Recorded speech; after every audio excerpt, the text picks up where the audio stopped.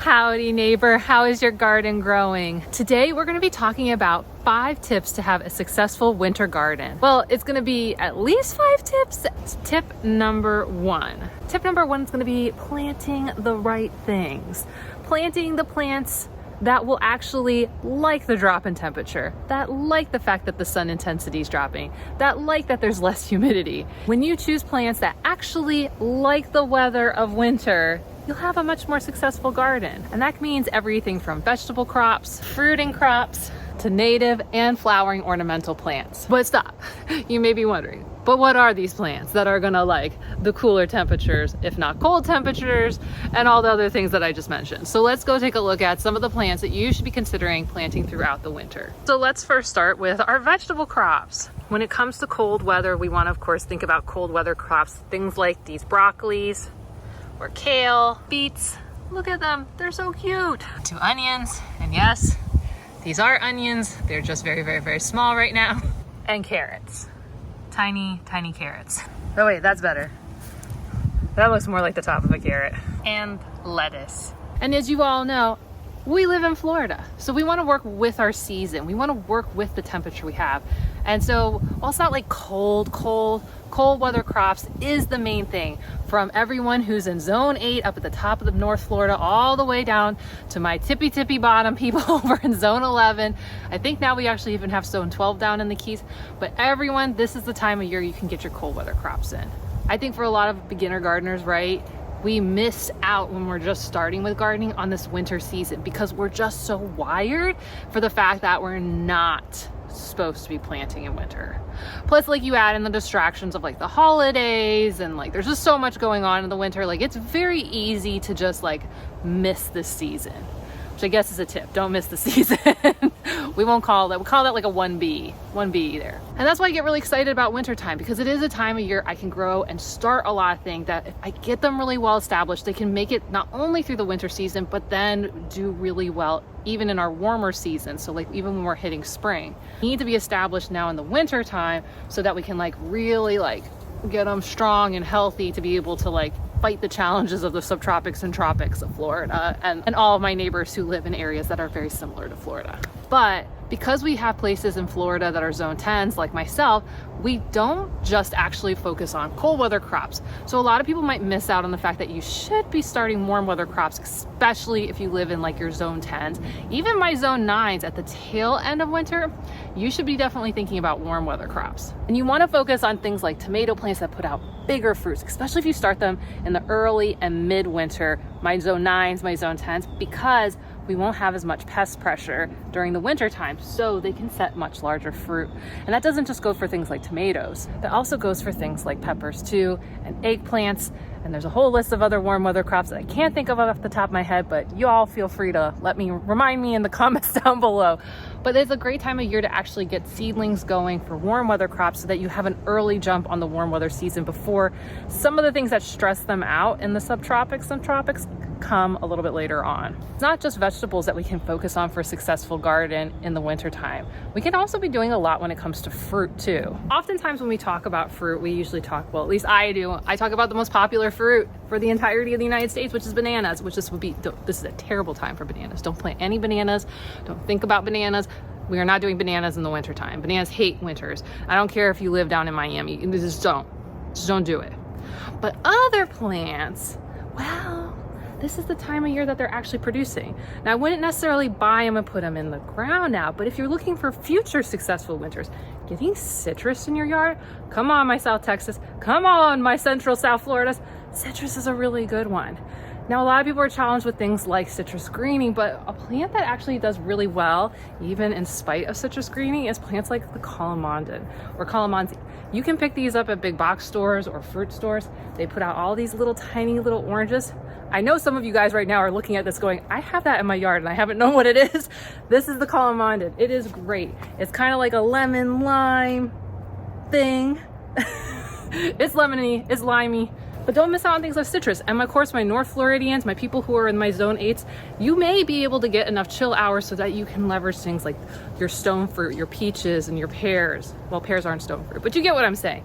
I can't do it because I live in zone 10, but my North Floridians, you know, you should be thinking about stuff like that. So also consider plants that are going to be fruiting in the wintertime. Another one that may be fruiting for you if you live in zone 9s and 10s, but it kind of fruits at the tail end, is right here. Right here. Right here. Okay, no, not there. Don't look at the banana. It's right there. You go. There you go. That's a mulberry. This is an ever-bearing mulberry. And there are a lot of options and varieties for you guys out there. Everything from like our native mulberry to the Illinois ever-bearing mulberry to those who live in spaces that can take up a bit more space and do like a Pakistani mulberry. There are options with mulberries. And this is like a great, if you're into raspberries, blackberries, this is a great substitute that's much more resistant. So if you're thinking about future winter crops, always at the tail end of winter in zone 10s, mulberries. And of course, we can also be doing things like making sure that we add at the beginning of winter time before we have freezes, or after the threat of freezes is passed, we can add things that are going to help support wildlife and our pollinators with decorative flowers or berries, or just like, you know, are going to look nice throughout the winter so everything doesn't look dead. Because we don't really get that cold. You can actually have a pretty like green looking yard throughout the entirety of the summer in places like Florida. You have plants like climbing aster, ground covers like dune sunflower. Ooh, and a favorite of butterflies and bees is Lantana involucrata, aka button sage, one of our native lantanas. I don't necessarily have a tip about this, but yes, in Florida, we can even have things like really pretty orchids hanging outside in the early parts of winter before freezes come. But the long and short of it, when it comes to putting the right plants in for winter, we have a lot of different options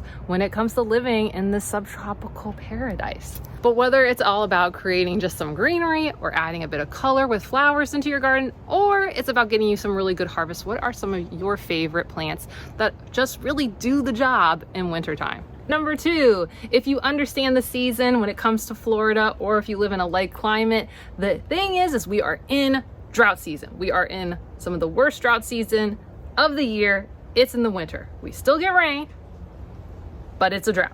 Which means, depending on the plants in your garden, is you're running your handy dandy sprinklers on some frequency. But because it's getting cooler out, you need to actually reduce the frequency, which is kind of weird because I just told you there's less water, but then I said you need to give it less water. Why, do you say? Why, oh why would I need to run my sprinklers less? Well, it all has to do with capillary, like osmosis uptake. We could get into a lot of science, but basically when it gets cold out, the things that move the nutrition and the water around in general start to get smaller.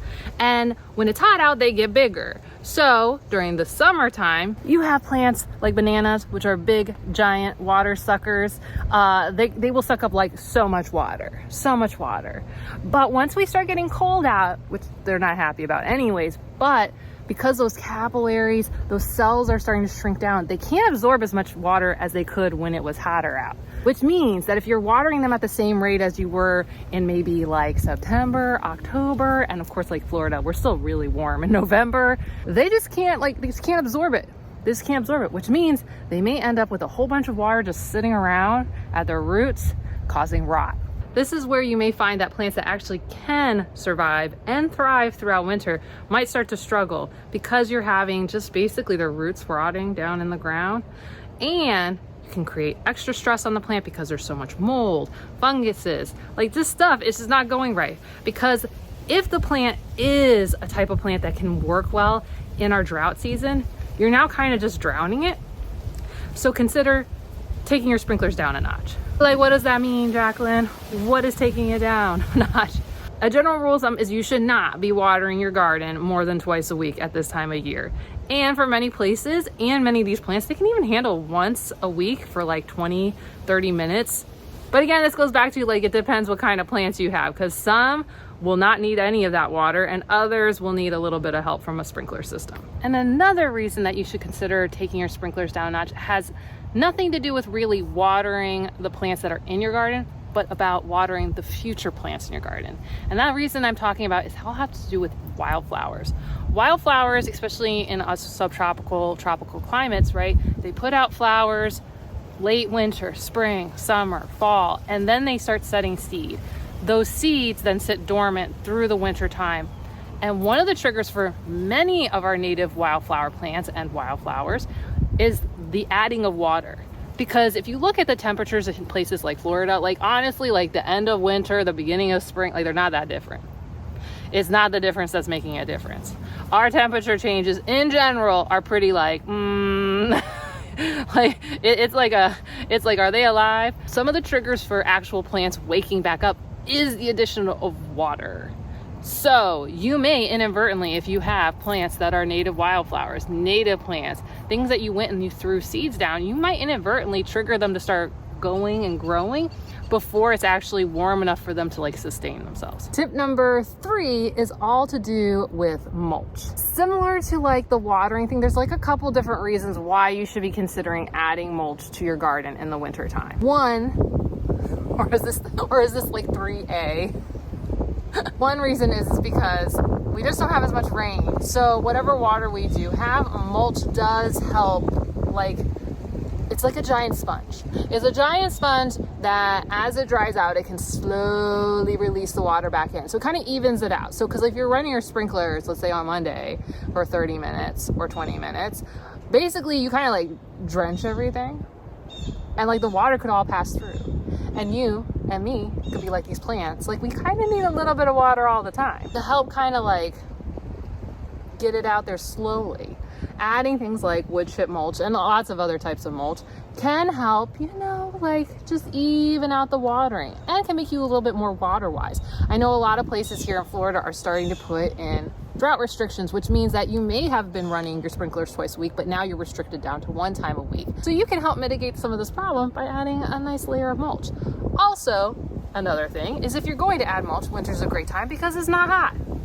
Don't be like me and do it in August when it's miserable out and you're sweating and you're just like dying because it's too hot, it's too humid, the sun's intense. Like it's not a good time of year. This is a great time of year. Item 3B is that this is also a great time to go and put your mulch in because remember those like wildflowers I was talking about and how like their seeds are sitting dormant? Well, it's just not like the flowers you like that are sitting dormant. A whole bunch of weeds are doing the same thing. Because here in Florida, we have tons of invasive tropical weeds that go and take off during the summer. And if you've knocked them back as you went through fall or at the beginning of summer, or they're kind of just looking really sad right now, like this is the time to like, squash them out, smush them. Some of the types of weeds that we find in our garden are actually like, they have little teeny, bitty seeds. Like they're not gonna go anywhere. So when you put like an inch or two of like wood chip mulch on top of them, like they can't come up through this. So you can actually put yourself ahead for spring once it warms up and the water's starting to rain down. All of a sudden those weeds are trying to take off and then they just get squished. So consider adding mulch, not only to even out your water, but to suppress out future weeds. And another reason to add mulch is, you know, mulch is a great natural fertilizer. And in Florida, we have fertilizer problems because we have very sandy soil. So consider adding mulch because you want to get ahead of future projects of adding things like a banana or other tropical plants that love like high nutrition soil. When you add mulch, when you start heading into spring and summer and it starts breaking it all down, the good bugs like our millipedes are eating it down and pooping it back out and feeding all the plants, you will be in a really, really good spot for other types of plants that you may want to consider. And at the end, I will link a video that's like 5 super easy ways to amend your sandy soil because maybe you're not into wood chip mulch. Maybe you want to do one of the other ones. There's pros and cons to all of them. And I'll add that one. It looks like this at the end. Oh yeah, before I get to my next tip, another thing I can give you guys at the end is if you're not sure how to recognize weeds in your garden, or you're not sure if you want to keep a plant that pops up in your garden, I do have a video that goes over tons of different weeds that you may find in your garden. But let's talk about number 4. But number 4, we need to talk about being prepared, being like a Girl Scout. Maybe this should have been item 3 so I could do the Girl Scout thing and do 3. That would have been really clever, but I didn't think of that until right now. So let's just pretend I was clever before and we'll just go with it. This is item number 4, cold weather protection. It is a great season to grow in Florida, or my zone 9s, my zone 10s, my zone 11s, but sometimes we've pushed the zone. Sometimes we're growing things that like, they don't like things that get into like the freezing temperatures. So you must be prepared, be like the Girl Scouts, get ready for cold preparedness. And sometimes it's not that complicated, you know, because we don't get really freezing for very, very long. We just kind of like get there like, you know, for just like a little minute or two, you know? Okay, not a minute or two, but like a couple hours. But you do need to have some protection, especially if you did things like start cold weather crops, or you already have things like these tropicals that take a long time. You need to be prepared. And there are like so many ways to do this. There's everything from throwing sheets on it to like, someone said they wrap Christmas lights around their tropicals, which I was just like, that's so smart. They do the incandescents because it adds just a little bit of heat to get them through the like 4 to 8 hours of like, ooh. But I mean, I think that's like a win-win, because that's what I'm thinking of doing. I'm gonna add Christmas lights right here, and then, you know, it's gonna look cute for Christmas, but also if it's freezing out, my papaya is not dying. And you can get more ideas and tips, not only the one I just gave you, because that didn't come from me, that actually came from you guys. And I will add a link to this video, which has tons and tons of cold weather tips, just in case you're gonna hit those freezing temperatures, so that you are prepared like a Girl Scout for the times in winter when it's just like not as ideal for the gardening world and a little like cold. Now, when it comes to tip number 5, it's all about wildlife. And most people are probably gonna think I'm gonna say, you need to watch out for bugs because they're still around in the winter down here in Florida and all my other zones who are very similar to me. And that's true. If you're doing things like vegetable crops, don't be totally surprised that you're still gonna get bugs eating things, because they're still around. Most bugs don't go dormant until we get below 60 degrees. You have to be like sustained under 60 degrees to see a pretty dramatic drop in your bug populations. And some key bugs that usually get on plants like this and that, they're moths or butterflies, and they don't like cold weather. But because our winters are pretty temperate, right? Well, not temperate. Those people get snow. They're subtropical, tropical. So we have lots of days above 60 degrees. We have days that maybe start in the 50s, but they end in the 70s. So they don't usually have, like, they don't die back. They're still potentially laying eggs. And so you will still get bugs. Now, I am not an anti-bug person. I actually am for the bugs. I am one of those people who's like, if something's not eating the plants in your garden, then your garden's not doing what's supposed to. But I get it. I get it. I want my broccoli. I don't want to lose it to a, what is it called? Cabbage moth? They're not cabbage moths, but whatever. But I don't want to lose it to that, so I still want to get my broccoli. So you may need to provide some protection. You can do things like covers and nettings. I know like the beds like these now, like they have like standard made covers, so it's not like the old days, like 2 years ago, where everyone had to like build their own little like cover frames. You can buy them pre-made if you're not feeling very DIY. But if you want to make your own, you can do that too. They're all right answers. I'm a big proponent, instead of using chemicals, I don't care whether the chemical's natural, organic, or whatever. If it's gonna kill something, it's not that great for you. But one of the best ways is just barriers. Keep the bugs out. Or you can do like what I do, which is you can support the wildlife through the winter, and then the wildlife helps you. In my garden, I put lots of native plants in that have berries and seeds and nuts so that I can maintain a bird population. But that is one of the differences between us and the people who live up north, is we have in the wintertime a pretty large bird population because the birds migrated to us. And because they are here, they are hungry. And most people's yards, most people's gardens do not feed them. So if you create an environment which puts food all around, you can leverage plants like beautyberry, firebush, lantanas, especially our native types. Don't do the invasive ones. You know, some of your wildflowers, if you held on to them, are putting out seeds, like your goldenrods, your liatrices. There's a lot of plants. There's a lot of plants. And honestly, I'm not gonna name them all. But if you wanted the list, there's a great list in my planner that I put out each year that specifically shows plants for berries, plants for seeds, for your bird populations. And when they're hanging around and you have structures and some things for them to hang out on, this is some of the tips I go over in my book, is like, then they just come in every morning, all throughout the day. Not right now because I'm hanging out here. The birds are hopping around in here. So even though I might lose a little bit to a leaf, you can see that overall the plant looks really good, even if somebody got a little bit right here. But the birds know there's food here and they keep coming back. I get a really good harvest and they get food too. So there's a win-win for all of us, is when you support wildlife, wildlife might support you too. I'm not guaranteeing it, I'm just saying they might. And this even goes beyond things like birds. You should be considering how are you supporting bees throughout the winter? Because if you have things like citrus, you do want pollinators over here helping get to these flowers. Not these flowers. so that you can increase your harvest of your citrus. That's why I do things like have my Colomandan citrus right here and just turn the corner and bam! Here I have tons of asters for them to go ahead and use so that they can survive the winter time. I don't know if you can see them flying around, but there's lots of happy bees. Happy bees. And until it gets really cold out, they're gonna be hanging out here. Plants like this are key for our pollinators to make it through the winter. They may go dormant, they may hibernate, they may even die off, and their eggs that have been sitting dormant through the winter will come back. But you having food for them in the winter is gonna increase your harvest yields, and they're fun to watch. Yeah, I'm a big fan of bees now. And butterflies. Oh my gosh.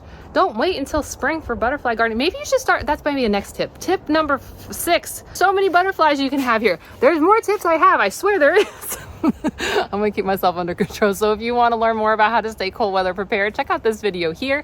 If you wanna learn how to amend sandy soil in a really simple way, go ahead and check out this video. If you wanna learn about which weeds might pop up in your garden, check out this video here. And if you wanna get a basic understanding of how Florida gardening works all throughout the year, go ahead and check out this video right here. Okay, I'll see you soon. Bye.